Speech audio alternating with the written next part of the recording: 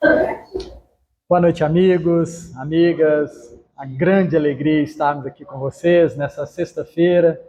Delícia que a gente possa aproveitar o nosso encontro, conversar um pouquinho sobre a nossa caminhada, refletir. Tão bom caminhar bem, né? Gratidão, Senhor. Gratidão, Papai do Céu. Gratidão, Jesus, o nosso anjo da guarda, a equipe dessa casa. Hoje, tratamento de saúde. E eu venho para cá achando que eu não estou doente. Aí eu chego aqui, começo a olhar para a minha vida e falei, eu estou doente. Porque muitas das vezes a ficha demora a cair. Não é porque a gente está andando, está pensando, que a gente está numa condição de saudável. Lembro que o nosso querido Emmanuel, lá no livro O Consolador, psicografia do Chico, obrigado Chico, ditado pelo nosso querido Emmanuel, ele define para nós o que é saúde. Ele fala que saúde para os homens da terra são os órgãos funcionando adequadamente. Para a espiritualidade, para Deus, saúde é a perfeita harmonia da alma. E que muitas das vezes, para esse equilíbrio, se faz necessário trabalho primoroso das enfermidades. As doenças, muitas das vezes, são as formas, as enfermidades são as formas de nos equilibrarmos. Imagina que a gente está cometendo alguns atos, alguns pensamentos não saudáveis. Parece uma doençazinha, sabe? Para poder nos, né? Não deixar a gente descer a serra. Aí a gente dá aquela segurada, fala, opa, preciso prestar atenção.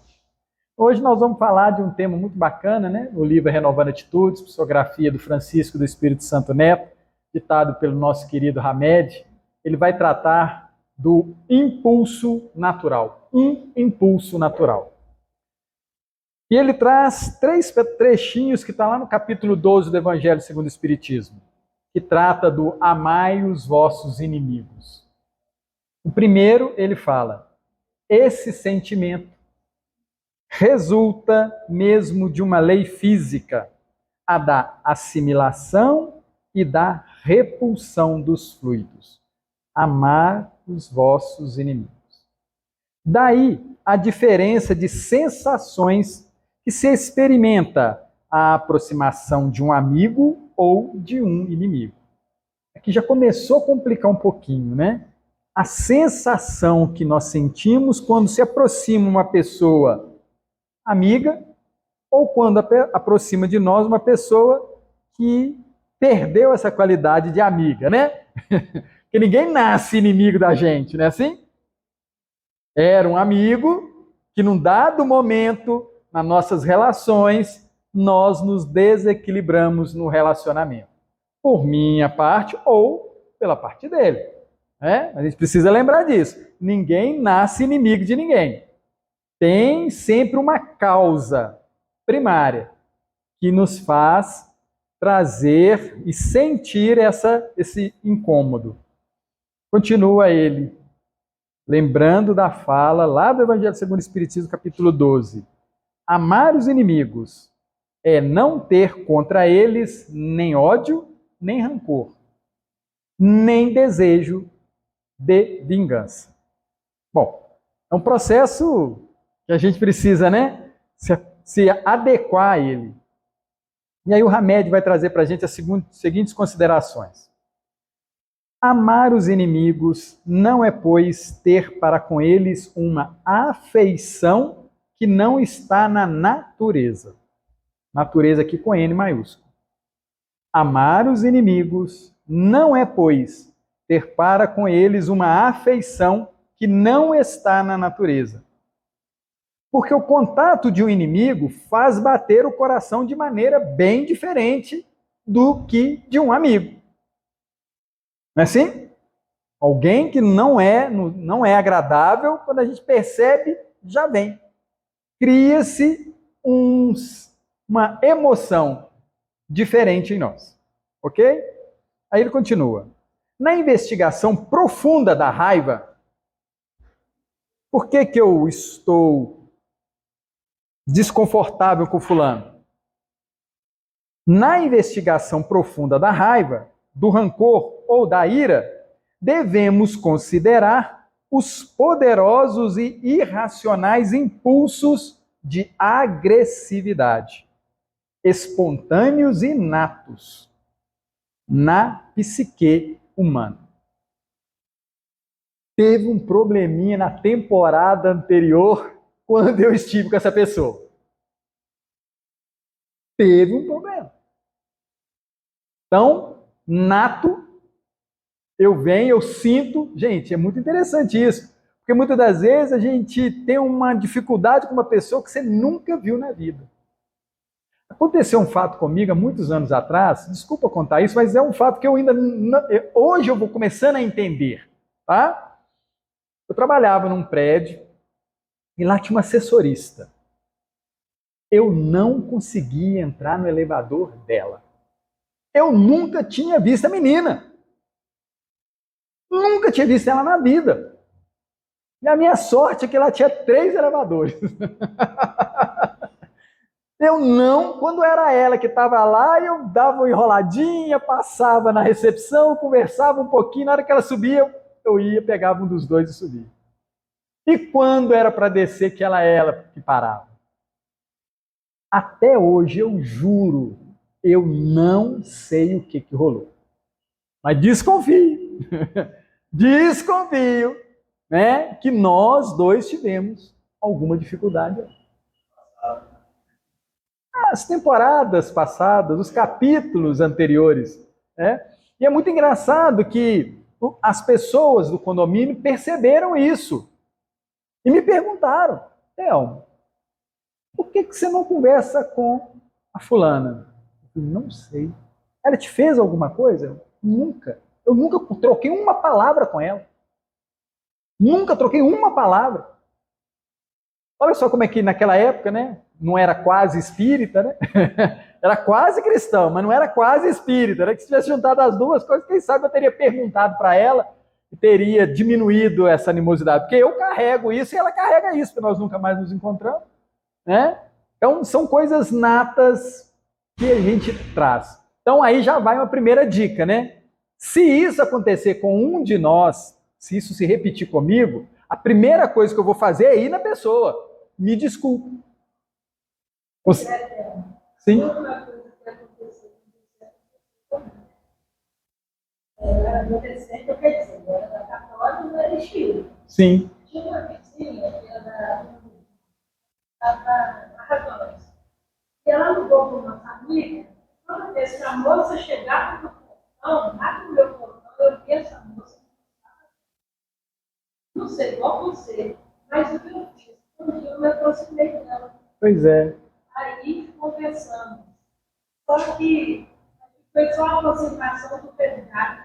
Porque quando eu passei a gostar tanto dela, não tomei, nossa, é uma amiga, e hoje eu peço a Deus para a gente encontrar. Ela mudou de lá, nunca mais eu a vi. Então, assim, agora a minha vontade é encontrar para continuar a amizade. A minha também. Então, o meu desejo hoje, né, gente, isso é muito interessante, né, porque a lucidez, o conhecimento é que vai melhorando as nossas ações diárias. Então, hoje eu tenho vontade, sim, de encontrá-la, né, e vou ir, na hora que eu encontrar, eu vou em direção a ela, deixa eu diminuir essa situação, né, diga-me. Tinha, ela também não entendia. Ela também não entendia, sabe, o que acontecia. Sabe, eu não sei se era mais meu, se era mais dela, mas era difícil. A senhora queria falar? Né? Então, a gente precisa primeiro perceber isso nas nossas relações. Gente, estudar o Espiritismo é isso, tá? Você lê uma questão, estuda, reflete, depois você tem que levar para o seu dia a dia. Então aqui, a primeira coisa que a gente tem que considerar, se eu tiver no meu ciclo de amizade, no trabalho, na vizinhança, em algum momento, alguém que eu tenho alguma dificuldade, procuremos essa pessoa e peçamos perdão. E não entra no mérito da questão, não. Não entra no mérito da questão. Pede perdão. olha, me desculpe tudo e tal, a pessoa vai perguntar o que que é, não vem ao caso. Pede perdão e deixa leve. Porque se a gente, isso é muito complicado, né? Porque quando a gente vai pedir perdão para alguém que você começa a explicar, você acaba explicando que você tem razão e ela está errada. Não é assim? Porque os pedidos de perdão, de desculpa, é sempre assim, eu estava certo, mas eu vou te perdoar porque eu sou muito bonzinho, né? Então eu vou te... Não entra no mérito. Vai lá, pede perdão e pronto, se for possível dar um abraço, fica com Deus, tchau. Né? E a gente, cada um, segue o seu caminho sem entrar nisso. Bacana? É impulso natural. Então, ele fala, são emoções ou formações psíquicas que o espírito partilha com o mundo animal, do qual faz parte de onde evoluiu. A raiva. Lembrando aqui, ele traz uma outra informação, é desse nosso processo evolutivo. Nós já estagiamos, como princípio inteligente, né, em vários reinos. Estagiamos no mineral, estagiamos no vegetal, estagiamos no animal e estamos estagiando no hominal. Vamos estagiar no angelical, nos mundos felizes, é o nosso processo de aprendizado. Né? Então, quanto mais determinação nós tivermos nessa, de aprendermos tudo, mais fácil será os próximos capítulos, as próximas temporadas da nossa caminhada. Lembrando que somos imortais. Lembrando isso.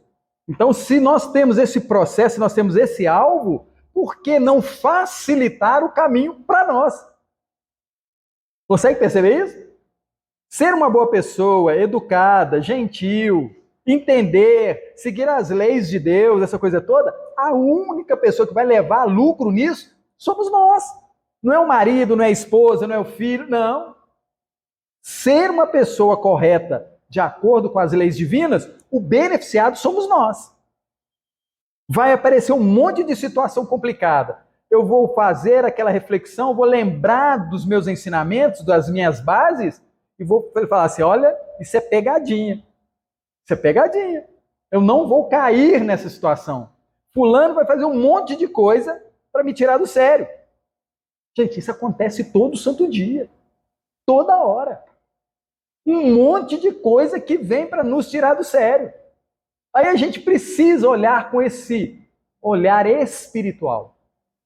Olhar espiritual. Eu não vou cair nessa pegadinha. Tem uns dentro de casa, sabe? A toalha suja, um tênis no lugar errado, um copo sujo na pia. Não tem umas pegadinhas assim? Que tira a gente do sério? Deixa a gente com mau humor. Já não está na hora da gente superar isso? Entender que aquele companheiro, aquela companheira, também está nesse processo evolutivo. E ele ainda não entendeu água, sabão e copo. Pia limpa. Ele ainda não entendeu essa equação. E nós, graças a Deus, temos mão, temos boa vontade, já entendemos o processo. Vamos lá fazer? Feliz? Não de vou mostrar para ele. Não tem uns negócios assim que a gente pensa, né? Você vê? Vou mostrar para ele que fiquei aqui. Não. Olhe, considere a dificuldade do companheiro, da companheira e faça tranquilamente. Eu gosto, né, de uma colocação muito interessante, que é que ele ou ela não dá conta, aguardemos 10 mil anos. Já pensaram nisso? Aguardemos 10 mil anos. Nós, 10 mil anos fazendo o que é bacana. Consegue entender isso? Nós, durante 10 mil anos, vamos fazer o que é certo. Ou seja, vamos até, quando chegar nos 10 mil anos, nós estamos fazendo muito mais coisas acertadas, né? Aquele nosso irmão ainda está naquele processo, né? Sabão, bucha, água, né? E nós já estamos na frente. Quem é que saiu no lucro? Nós. Bacana? Né? Vamos considerar isso. Nosso exemplo tem impacto, nós sugestionamos. Bem você lembrar? Nós sugestionamos as boas ações a todo mundo. Sugestionamos as coisas equivocadas aos outros também. As nossas atitudes sugestionam o outro. A gente está no trânsito, alguém deu uma fechada, alguma coisa assim, você começa a acelerar. Todo mundo começa a acelerar junto com você. Você começa a xingar, você começa a ficar bravo, todo mundo entra naquela pilha. Você começa a falar mal de alguma coisa, todo mundo começa a falar daquilo. Então nós precisamos ter muito cuidado com as sugestões, né, que nós ofertamos àqueles que caminham conosco. O nosso pensar, o nosso agir, o nosso falar, a gente precisa tomar muito cuidado com isso, né? E aí continua. Sim. Nós não podíamos odiar, nada por ele, né? Eu não dá bem na vida dele. Por exemplo, o Boyle, ele me ajuda muito. Ele pôs a pista dele, né? Ele pode implantar a pista muito cedo, implantando direito. Eu falei, meu Deus, o braço direito. É que ele não é. Mas a vontade de fazer, ele faz melhor com o braço esquerdo. Muito bem. Está brilhando. Aí ele chega na casa e fica olhando. Os meus filhos, a pia cheia de copo lá para lavar, ele vai lá, copo, lava as vasilhas, faz o pano, lava isso. Então, quer dizer, não existe empecilho para a gente não deixar de fazer as coisas. Basta ter a boa vontade. Isso. Ela falou, né? Aí, através dela, a sugestão, né? Cada um lá com o seu ponto ajudar. Gente, sabe o que é interessante? É que a gente acha que a gente faz tudo certo. Sabiam disso? Nós, né? Ela está falando dela, mas será que ela tudo na vida ela faz corretamente? Será que eu tudo na vida faço corretamente? A gente precisa refletir sobre isso. Tem algumas coisas, para não dizer muitas, que nós não fazemos bem. Será que essa pia cheia de copo, brincando aqui, tá? Será que essa pia cheia de copo não é porque eu não soube sugerir, ensinar lá atrás?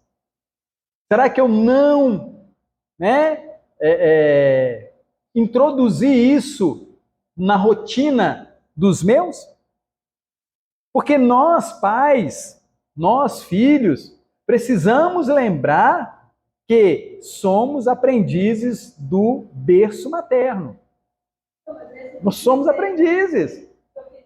O exemplo dele faz com que o foco não fique na pia, porque ele com o braço, com a pista, para ele ficar quietinho, deixando a pia lotada de copo, de placas, aí que ele faz dobrada. Sim. Então isso não foi um empecilho para ele.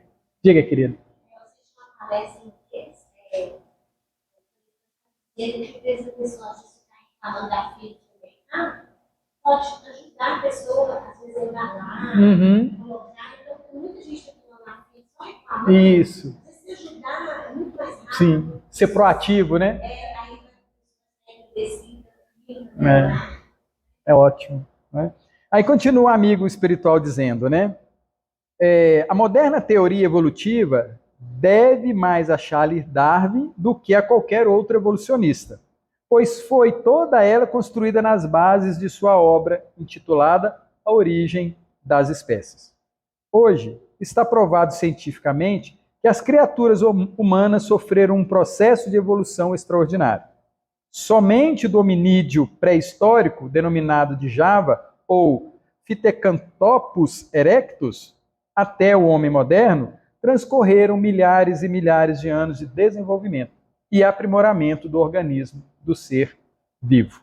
Dessa forma, não podemos separar a natureza de nós mesmos, pois também somos natureza, já que pertencemos aos mesmos departamentos da vida, desde o mineral, vegetal, animal, até ao homem.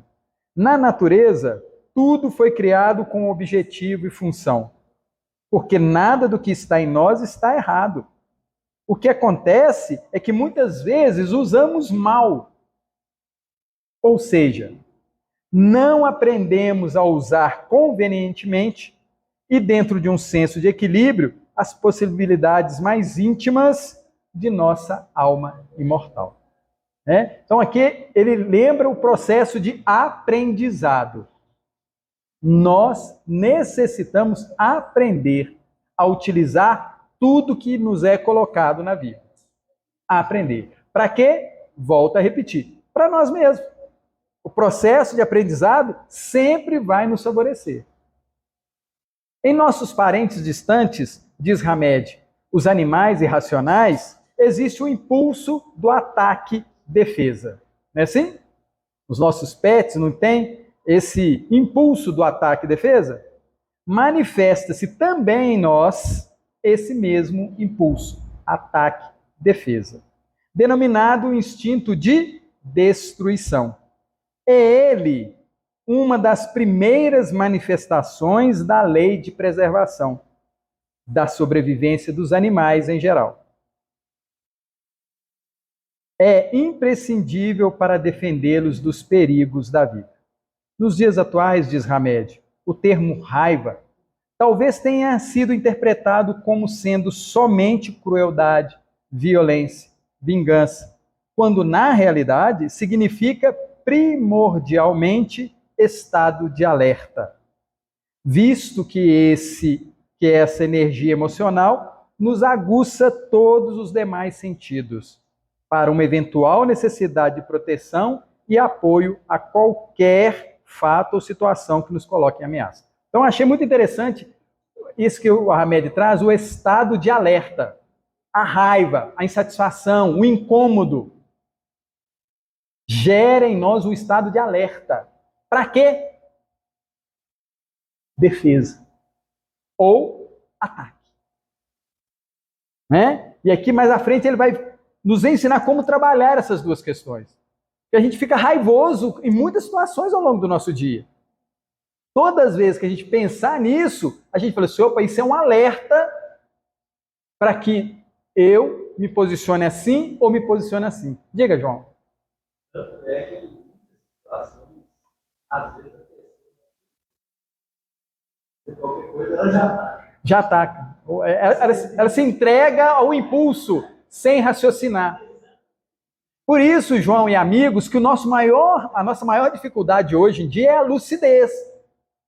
Sabe quando Jesus, lá na mulher adúltera, né, que perguntam para ele o que ele deveria fazer, se ele deveria, a lei de Moisés pergunta, né, devemos apedrejar, o que tu dizes? Primeiro Jesus para. Gente, eu acho isso fantástico, é um ensinamento para a nossa vida em todas as situações. Chegamos numa situação acalorada, né? Uma situação que exige de nós uma ação. Primeira coisa, para e pensa. Não age, não. Se a gente deixa esse impulso, né, a gente pode ferir o outro. Ah, não, mas eu estava me defendendo. Mas sem o raciocínio, a gente se complica. A gente se complica. Então Jesus ensina para nós, primeiro, preste atenção na cena. O que está acontecendo? Eu tenho mesmo que interferir? Eu tenho, né? A gente começa a se perguntar, eu tenho mesmo que interferir? Espera aí, o que eu posso fazer para ajudar? E é interessante que Jesus, nessa passagem, né, da mulher adúltera, ele não dá uma resposta, não sei se vocês lembram disso. Ele não dá uma resposta. Eu acho isso muito legal. Ele pede para todo mundo pensar sobre o fato. E aí, na hora que a gente pensa sobre o fato, você fala, eu não tenho competência para julgar ninguém. Não é assim? Lá na passagem bíblica, Jesus provoca aquele que não tiver pecado que atire a primeira pedra. Mas todo mundo vai pensar. E agora, o que eu faço? As pessoas, né, tem uns vídeos na internet, né, mostra essa passagem, aí todo mundo começa a largar as pedras, né, estava todo mundo com as pedras na mão mesmo. Já. Jesus faz isso conosco. Eu acho isso maravilhoso. Maravilhoso. Show de bola. Pense antes de agir, em qualquer situação. A gente já vai para algumas coisas com as mãos cheias de pedra. Você não conhece fulano, você não conhece Beltrano, você não conhece o passado de fulano. Ah, mas ele está todo errado. Tudo bem. Mas eu tenho procuração de Deus para julgar? Aí piorou, né? Eu tenho condições de julgar? Eu tenho? Ah, não, mas eu estou vendo fulano roubar. O que eu posso fazer? O que eu posso fazer? Ou melhor, né? Como é que Jesus nos ensina a agir nesse caso? Porque a gente precisa trazer como referência para nós, não é ensinamento do papai, da mamãe, do vovô. Não. Nós devemos trazer para a nossa análise a postura do Cristo, que é nosso guia e modelo. Porque quem sabe o papai daquele menino que está roubando sempre roubou. Não é? Sempre se comportou daquela forma. Ele acha natural. Eu não conheço o passado dele. Então como é que eu posso julgá-lo? Ele foi criado dentro daquela realidade. Ele acha super normal. Passou, tem alguma coisa, ele pega e põe no bolso. O pai dele sempre fez isso desde pequeno. Ele acha normal. Fumar, beber. Né? Tem uma cena que me preocupa muito. Os pais pensam no prazer. Nossa, eu trabalhei a semana inteira, eu mereço descansar, não é assim? Passa no supermercado, compra um pet de cerveja, leva para casa. Ai, filhinho, pega uma Heineken para mim. O que ele está ensinando para o filho? Gente, com todo carinho, tá?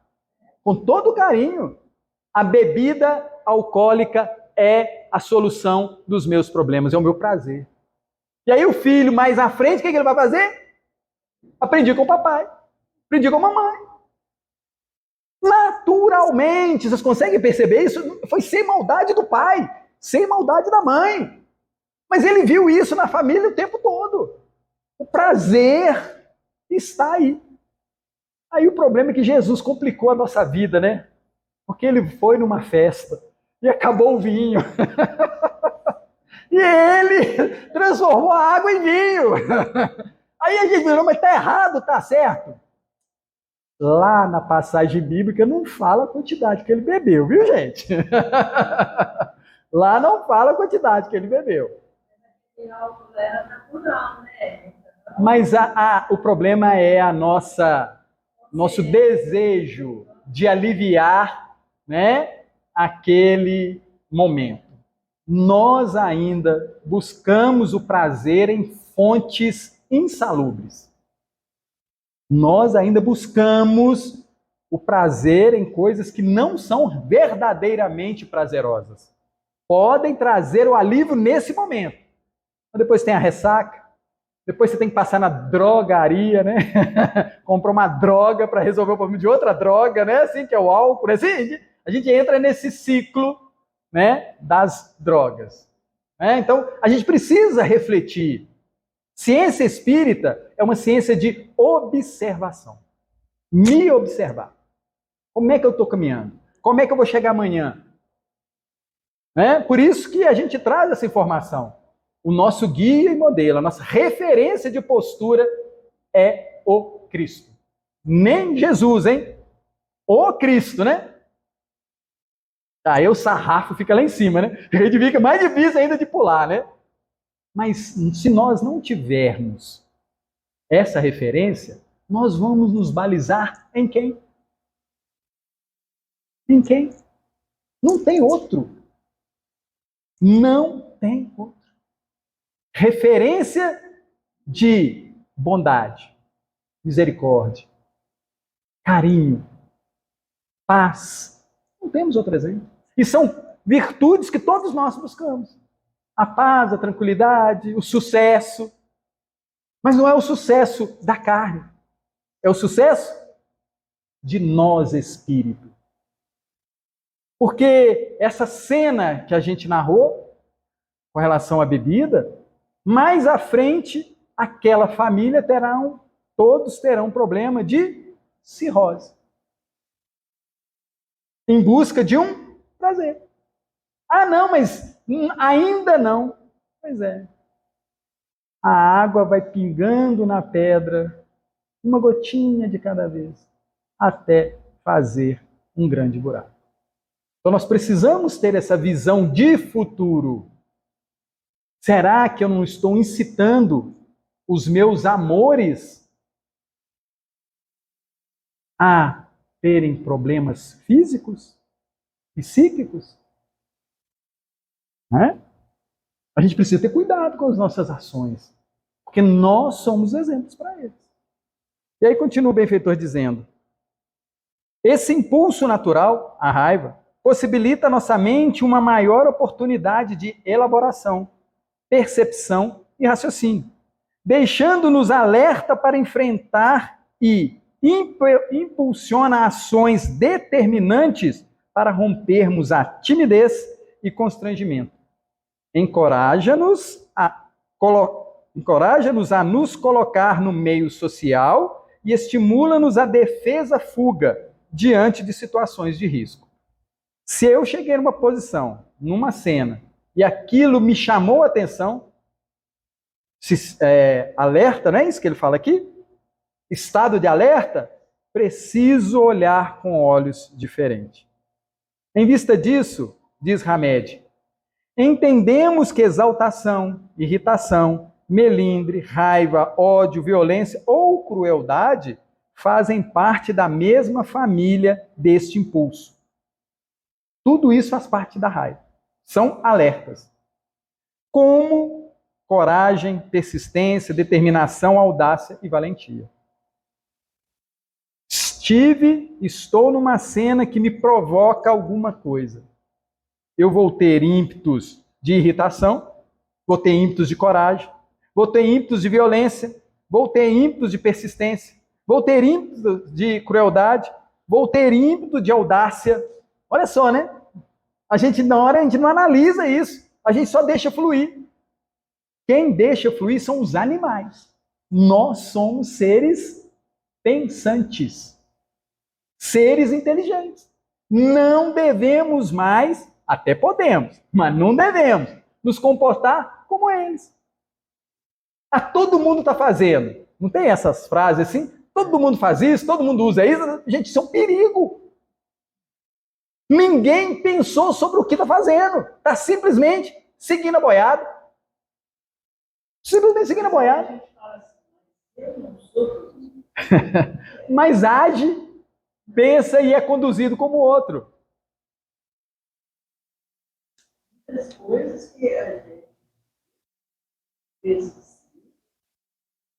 se perseguir, aí você fala. Não é por aí. E sabe o que é interessante, gente? É que as pessoas que tentam nos convencer para o não bom, elas parecem tão felizes, não parece? Não parece que está tudo maravilhoso na vida delas? E aí eu volto de novo a pedir a vocês o olhar para Jesus. Vamos olhar de novo para Jesus? Vamos olhar de novo para Jesus? Lá na Palestina, 2000 anos atrás, Pedro, inclusive, passa um pito em Jesus. Eu acho lindo isso. Está lá no livro Boa Nova, Psicografia do Chico. Obrigado, Chico. Ditado pelo Humberto de Campos. O Pedro vira para Jesus e fala assim: Senhor, deixa eu te contar uma coisa. Com as minhas palavras, tá, gente? Não foi assim, não, tá? Jesus, deixa eu te contar uma coisa. O senhor está andando com ladrão, com prostituta, com mendigo. Como é que o senhor vai estabelecer o reino de Deus aqui? Os poderosos não vão se aproximar de você. Não vão. Porque nós achamos que o poder dessas pessoas é que vão nos fazer melhorar. Ledo engano. Lembram de Jesus com Pilatos? Jesus com Pilatos. Pilatos vira para Jesus e fala: você não está vendo que eu tenho poder de te libertar? Aí Jesus dá uma chamada nele e falou assim: vós não teríeis poder se outro não lhe desse. O poder não é dele. Alguém deu poder para ele. Olha que interessante isso. Então, quando a gente acha que a gente é poderoso em alguma coisa, alguém nos deu esse poder. E muitas das vezes esse poder que nós temos é para sermos bons. E a gente muitas das vezes é cruel. Ter poder é um perigo, viu, gente? É um perigo. Precisamos usá-lo para o bem, porque depois seremos cobrados. Nós demos uma ordem para o funcionário, a gente fez um pedido para o filho, para o vizinho, para alguém, para um amigo, e ele foi lá atender o nosso pedido, porque nos tem autoestima. E deu tudo errado. Quem é o que é responsável? Quem fez o pedido. Poder é perigosíssimo. Né? Continua Ramé dizendo: podemos sentir essas mesmas emoções em níveis diversos de intensidade, de conformidade com o nosso grau de evolução, conceituando esse ímpeto com nomenclaturas diversificadas. Eu peço para alguém fazer alguma coisa, eu sei como fazer aquilo. E não fazendo do jeito que eu penso, não acontece nada de errado, ok? Eu domino aquela ação. Aí eu peço para alguém que não domina. O que vai acontecer? Pelo grau de conhecimento, de evolução dela, pode dar tudo errado. Pode dar tudo errado. A etimologia da palavra emoção significa movimento para fora. Alguém já tinha pensado nisso? Emoção é movimento para fora. De dentro para fora. Bom, e da onde surge a emoção? Alguém arriscaria? Animal. Eu só tenho que a parte do animal mesmo, que não está aqui. Será que é?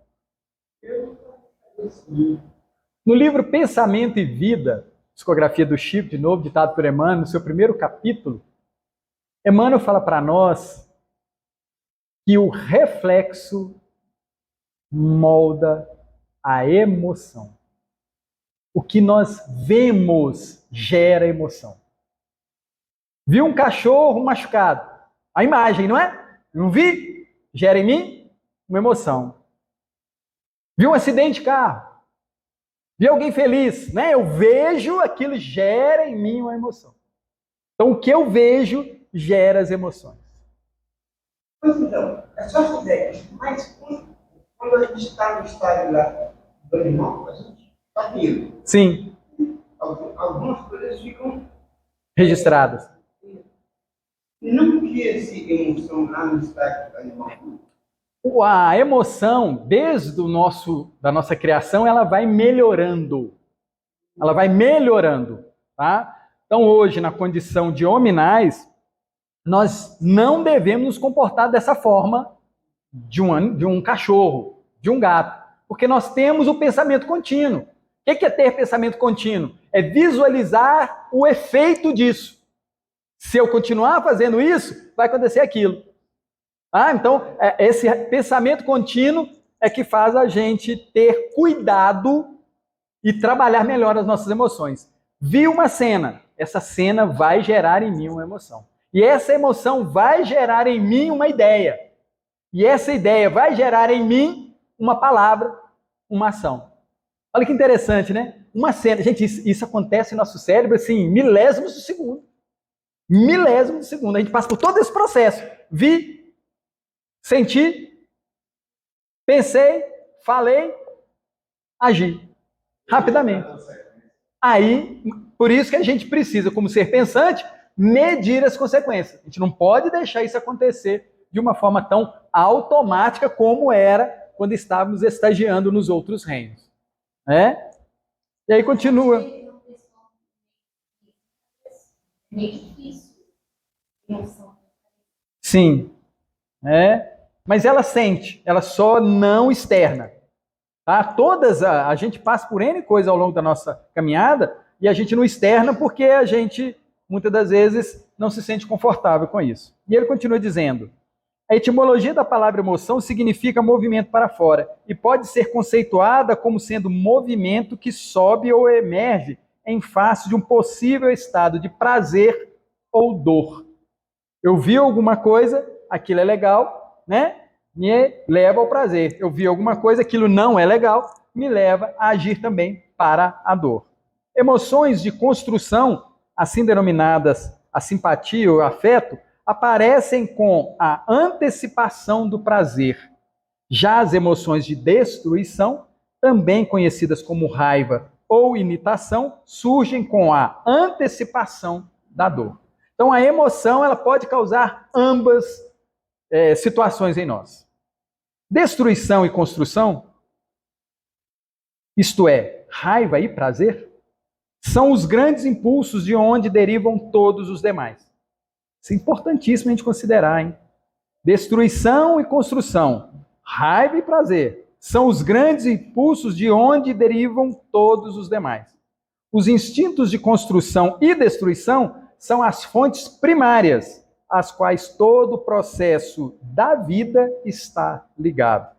E, por certo, o seu controle e direcionamento darão um melhor ou pior curso em nossa existência e em nosso crescimento pessoal.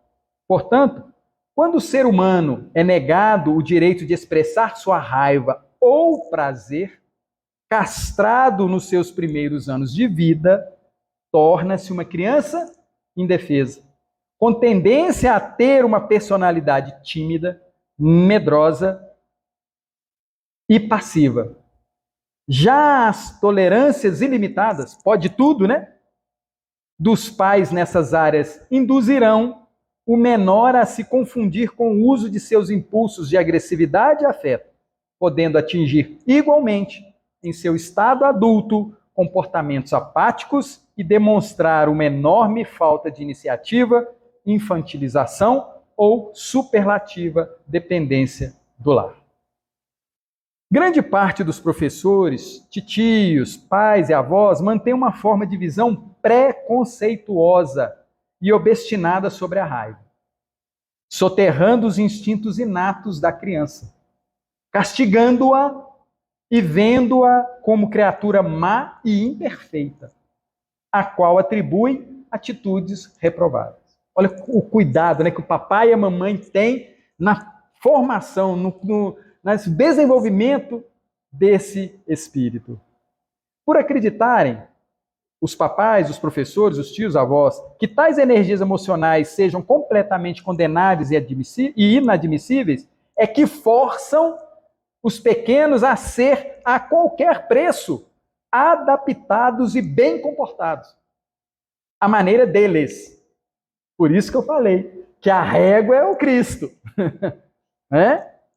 Isso irá gerar mais adiante posturas de isolamento e distanciamento dos adultos, por lhes ter sido negado o exercício de aprender a comandar suas mais importantes e primitivas emoções. Na contenção da raiva no adulto, notamos o escoamento do instinto para outros órgãos do corpo físico. Gente, isso é sensacional. Surgindo assim a somatização com o aparecimento neles dos primeiros sinais de doenças, pois para lá que a energia reprimida se transferiu e se localizou. Então eu reprimi algum sentimento, alguma coisa em mim. Isso vai. Olha só que interessante esse ensinamento. Vou te dar a palavra. Olha só que interessante isso. Reprimir mentalmente, não é assim? Mentalmente. Isso vai externar onde? No corpo físico. Olha como que tem essa mecânica. Meu pensar, eu, espírito, transfiro para o meu fígado, para o meu rins, para o meu pâncreas, para a minha perna, para o meu joelho, para o meu braço, as dificuldades reprimidas que eu tinha na cabeça. Olha que fantástico isso. Porque a gente acha que as raivas, daqui elas se esvaem, né? Daqui elas se desintegram e tudo. Não. Elas têm que ter um canal para sair, elas não voam aqui, elas têm que passar pelo corpo físico. E aí a gente encontra em nós muitos órgãos doentes por causa do pensar. Sim, querido, diga.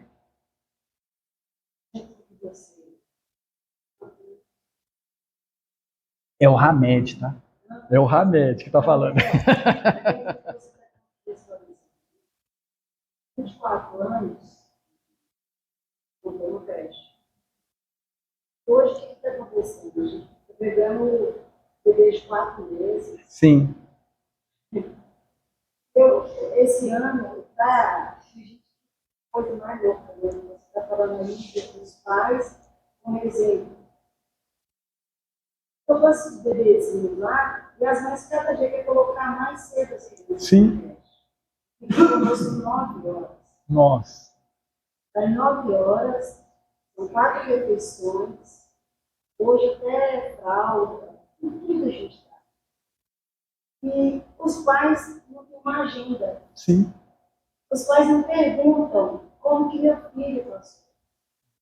Eu não sei se é porque eu fui muito coisa com o filho, justamente porque você está falando de exemplo, o que vai se tornar, né, como espírito aí, filho de Deus.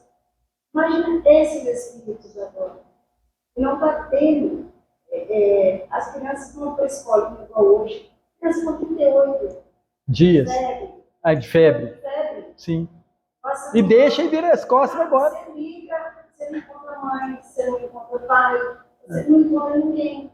Mas não assusta, não, porque isso é reflexo da Idade Média. Eu não sei se vocês sabem disso. Mas na Idade Média, as rainhas, os reis, né, paria e só ia conhecer o filho com 12, 13 anos, quando podiam se tornar um rei e uma rainha. Quem cuidava era das amas. Então a gente está vendo alguns aspectos disso. Aí a gente, sem querer julgar, mas aí a gente entende por que esse espírito, no seu processo evolutivo, não tem o carinho. Porque ainda não aprendeu isso. Né?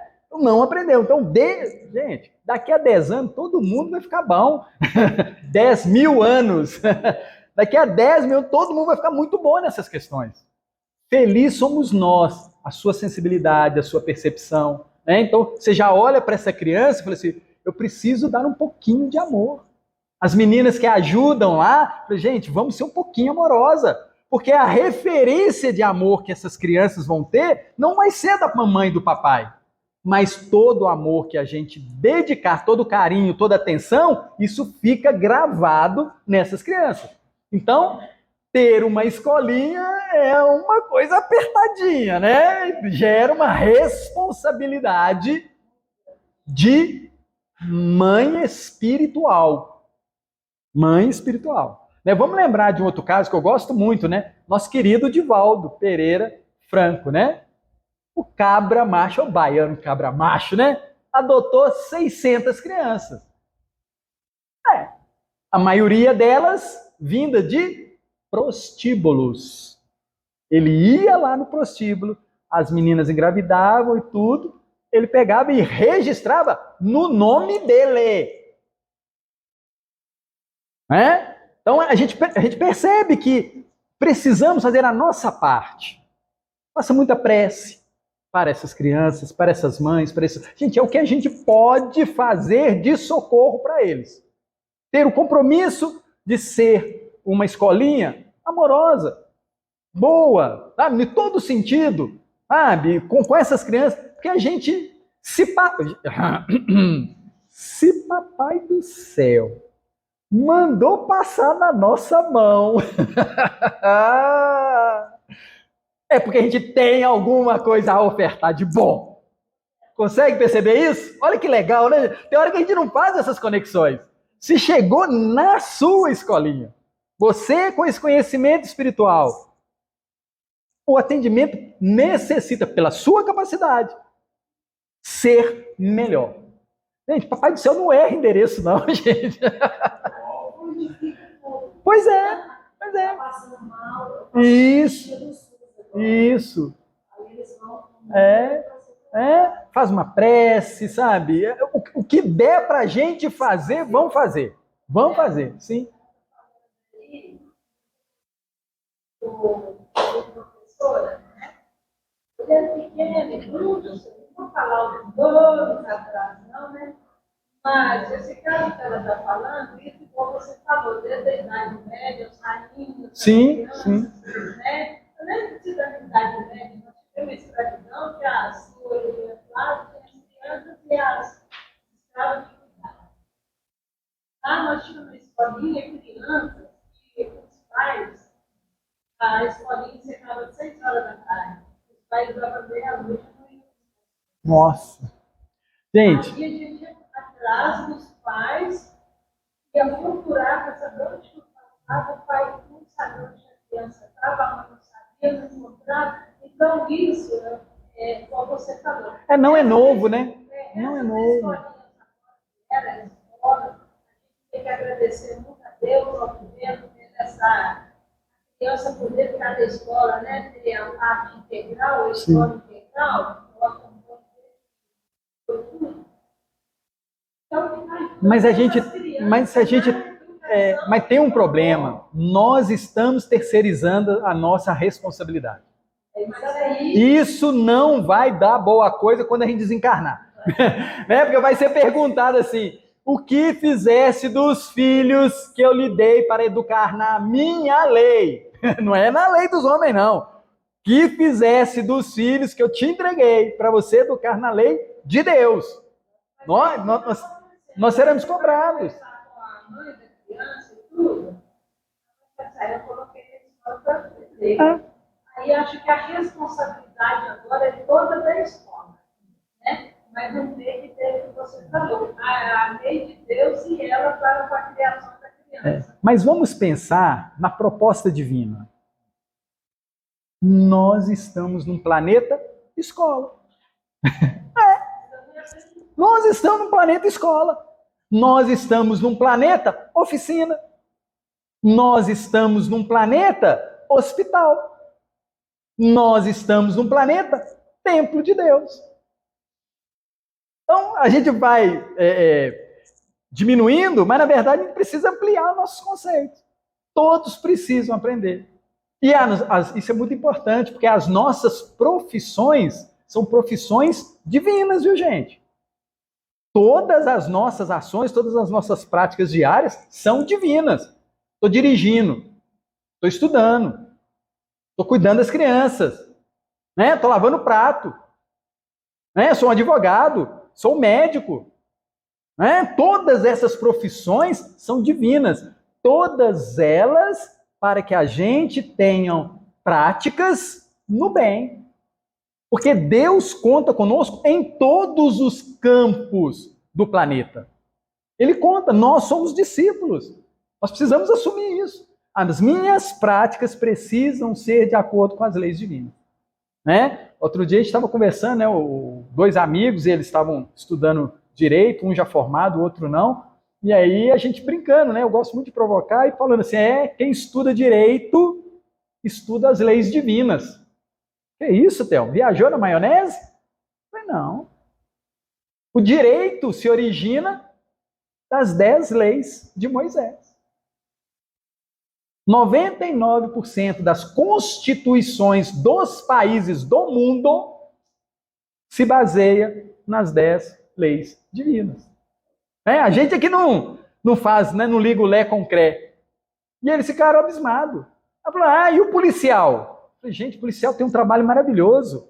Que é isso, Theo? Gente, você sai de casa com a intenção de matar 10. Aí o policial te pega no primeiro. Não te salvou de 9 erros? A gente tem hora que a gente não olha a beleza, a grandeza de todas as profissões. São companheiros, todos nós, em todas as nossas profissões, e somos atuantes na seara de nosso Pai. Sim, João?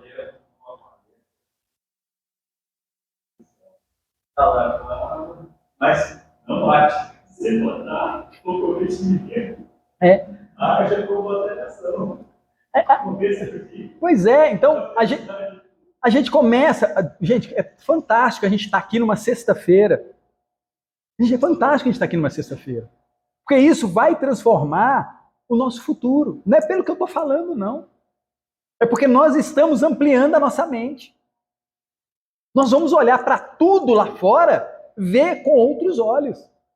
Assim, eu preciso tomar cuidado comigo. Não é com fulano. Não, fulano está bebendo? Deixa ele beber. Agora, e eu? Eu não quero ter problema de rins, de fígado na minha próxima temporada. O que eu preciso fazer agora? Me cuidar.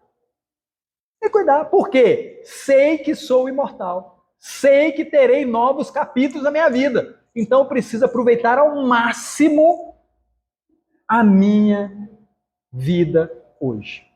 Com carinho, com amor, com bondade. A gente precisa lembrar disso.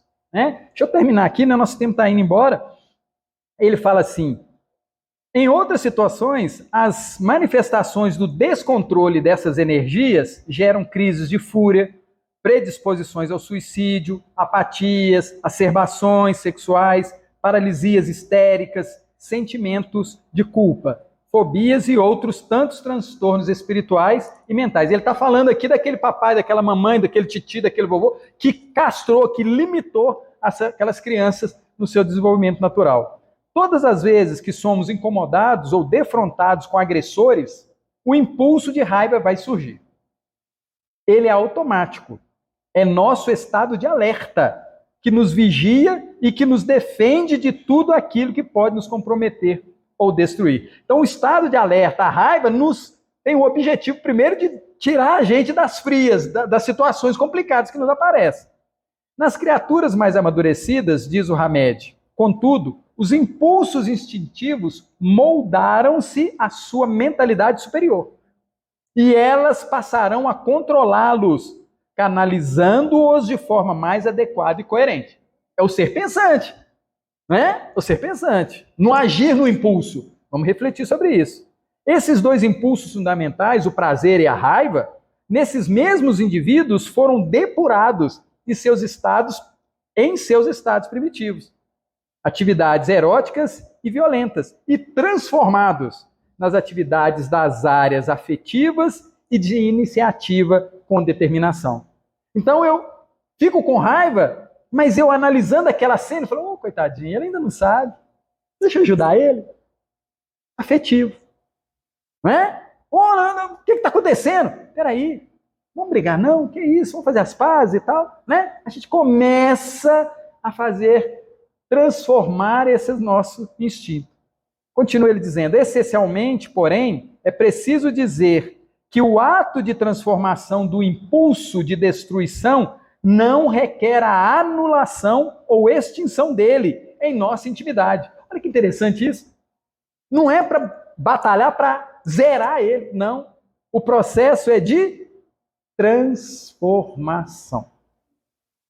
Esse impulso que vem lá das minhas experiências nos reinos animais, na hora que chega na minha condição hominal, eu preciso transformá-lo. Utilizar porque esse impulso é bom, esse sinal de alerta é bom. Opa, está acontecendo alguma coisa. Então eu fico alerta, mas eu não posso agir como cachorro, como leão, como a onça. Não devo agir. Eu preciso trabalhar isso de outra forma. Então, não requer anulação ou extinção dele em nossa intimidade, e sim o aprendizado de transmutá-lo, observando o que diz literalmente a palavra transformação. Oriunda do latim, trans quer dizer através de, forma, o modo pelo qual uma coisa existe e se manifesta, e actio, ação. Entendemos, por fim, que através de nossas ações, mudaremos as formas pelas quais a raiva se manifesta, sem, todavia, aniquilá-las ou exterminá-las. Com essa visão, continua Hamed, a proposta salutar de canalizar e sublimar a agressividade é promover-nos profissionalmente, criando atividades educativas, usando práticas do esporte e outras tantas realizações. Todos aqueles que se dedicam às atividades nas áreas da criatividade, como poetas, pintores, oradores, escultores, artesãos, escritores, compositores e outros, fazem parte das criaturas que direcionam essa raiva, né? Direcionam seus impulsos de agressividade para as artes em geral, sublimando-as. Por sua vez, os que se exercitam fisicamente constituem exemplos clássicos daqueles que escoam naturalmente para o esporte sua energia de raiva. Olha que interessante, né? A gente começa a entender o papel dos atletas, né? É uma forma de trabalhar essa questão instintiva que tem tanto em nós. Outros tantos a transformam redirecionando-as para as atividades junto aos carentes, nas obras e instituições de promoção e assistência social. Quando as crianças insistirem em cortar, destruir, quebrar, arrancar, esmagar, torcer, bater ou amassar, estão apenas manuseando suas emoções, emergentes de raiva ou seus impulsos agressivos, para que saibam usá-los no futuro com controle e conveniência. Em vez de censurá-los e criticá-los, devemos oferecer-lhes um material adequado, que eles possam bater, cortar, destruir, né? Ofereça o adequado para isso, no local adequado para isso, né? Em vez de censurá-los e criticá-los, devemos oferecer-lhes um material adequado, para que essas manifestações possam ocorrer plenamente, sem dissabores ou demais prejuízos. Desse modo, amar os inimigos não é, pois, ter para com eles uma afeição que não está na natureza. Nossas emoções são energias que obedecem às leis naturais da vida. Emoção, raiva são energias. São previstas nos estatutos da lei de destruição e da lei de conservação. E agem mecanicamente, pois são disparadas ao detectarmos nossos adversários. Não obstante, o contato de um inimigo faz bater o coração de maneira bem diferente do de um amigo. Quer dizer, a emoção energética da raiva ativa a glândula suprarrenal, que libera a adrenalina no sangue. O coração acelera, a pressão arterial sobe, a respiração se intensifica, os músculos se contraem. Daí sentirmos essa sensação estranha e incômoda. Em síntese, amar os inimigos ou adversários, na interpretação do ensino de Jesus, o Cristo, não é nutrir por eles ódio ou qualquer propósito de vingança, nem mesmo desejar-lhes algum mal. Acima de tudo, o Mestre queria dizer que nossas emoções inatas de raiva, em nosso atual contexto evolutivo, não querem, em verdade, destruir nada do que está fora de nós, como se fazia nos primórdios da evolução. Ao contrário, elas querem nos defender, destruindo conceitos, atitudes e pensamentos dentro de nós, os quais nos tornam suscetíveis e vulneráveis ao mundo e, consequentemente, nos fazer ser atacados, machucados e ofendidos. Olha que bonito, né? Hamed finaliza a lição. O propósito não é trabalhar a raiva fora, é trabalhar dentro. Canalizar para o melhor. Canalizar para atender às nossas necessidades. Nos socorrer desses instintos constantes que nos deixam vulneráveis no nosso dia a dia. Então, a proposta de um impulso natural que precisa ser controlado sabiamente pela nossa inteligência. Bacana? Obrigado a todos. Vamos agradecer mais uma vez essa oportunidade bendita do nosso Papai do Céu. Obrigado, Senhor, pelo teu carinho, pela tua paz, pelos ensinamentos que nos envia. Que possamos, Senhor, cada vez mais nos transformar em teus instrumentos de amor e de paz. Sejamos, Senhor, teus filhos amorosos e bondosos nessa caminhada que estamos propostos a seguir. Gratidão por esse Jesus amigo, gratidão pelos amigos do cantinho, pela espiritualidade amiga. Obrigado, Senhor, pelo tratamento de saúde de hoje. Coloca, Senhor, a doçura em nossos lábios e o trabalho em nossas mãos, hoje, agora e sempre. Que assim seja, graças a Deus. Eu acho que